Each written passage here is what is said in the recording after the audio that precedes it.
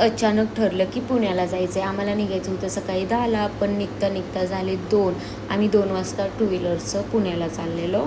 इतकं भारी क्लायमेट झालं होतं 3-4 वाजता. धुके टाईप झालं होतं, त्यात थोडा पाऊस येत होता आणि टू व्हीलरवर खूप मज्जा आली. खूप भारी व्ह्यू बघायला भेटला. त्यानंतरून आम्ही पुण्यामध्ये आलो. पहिलं खाऊन घेतलं, खूप भूक लागलेली. त्यानंतरून सगळ्यात पहिलं पेठेत गेलो, दगडूशेठला गेलो, पाया पडलं. नंतरून आम्हाला घ्यायचे होते प्रॉडक्ट्स. सो सगळ्यात आधी नेल आर्टचे प्रॉडक्ट्स घेतले. त्यानंतरून मेकअपसाठी प्रोडक्ट्स घेतले. त्यानंतरून आम्ही गेलो मॉलमध्ये थोडं स्किन केअरचे प्रॉडक्ट्स घेतले. आणि माझा आहे बड्डे, सो त्यासाठी मला शॉपिंग करायची होती. सो थोडेफार कपडे बघितले.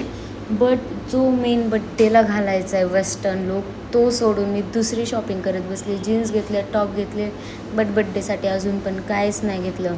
त्यानंतरून आम्ही गेलो आत्याच्या घरी गेलो. तिकडे थोडं बसलं, गप्पा वगैरे केलं, जेवण केलं. आणि माझ्या मावशीचा आहे बड्डे, काल होता ॲक्च्युली. सो आम्ही आज गेलो म्हणून तिला सरप्राईज दिला. आम्ही रात्रीच्या 11:30 वाजता तिच्या घरी चाललो आहे.